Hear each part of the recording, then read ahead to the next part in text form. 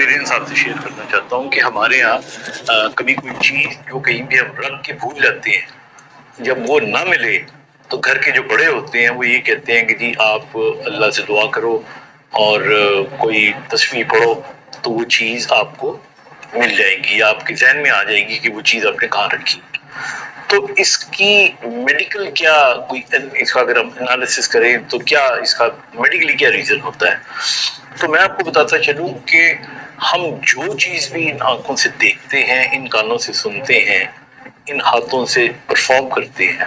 وہ ساری چیزیں ہمارے دماغ میں منتقل ہو رہی ہوتی ہیں۔ اتنا وسیع علاقہ ہے دماغ کے اندر جہاں پہ ساری چیزیں سٹور ہو رہی ہوتی ہیں۔ اب جو چیزیں ہمارے لیے امپورٹنٹ ہوتی ہیں وہ تو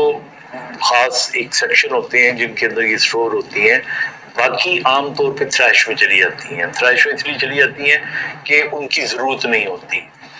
بعض اوقات ایسا ہوتا ہے کہ ہماری جو امپورٹنٹ انفارمیشن ہوتی ہے وہ بھی تھریش میں چلی جاتی ہے۔ تو یہ بالکل اسی طرح ہے جس طرح کمپیوٹر میں آپ تھریش سے کوئی چیز نکالنا چاہتے ہو تو اس کو دوبارہ ری وزٹ کر سکتے ہو، اس کو دیکھ سکتے ہو، تو اسی طرح میموری کے اندر بھی جب آپ کوئی اللہ سے سچے دل سے دعا کرتے ہو اور دعا مانگتے ہو اور اس چیز پہ کانسنٹریٹ کرتے ہو تو آپ کی برین میں وہ ویب سائٹ کھل جاتی ہے، اور اس ویب سائٹ کے اندر جب آپ سرچ کرتے ہو، آپ سوچتے ہو، تو آپ کا جو لاشعور ہے وہ خود بخود، کیونکہ لاشعور کا آپ کو پتہ نہیں ہوتا لیکن لاشعور کو آپ کا پتہ ہوتا ہے۔ یعنی آپ سمجھ رہے ہوتے ہو کہ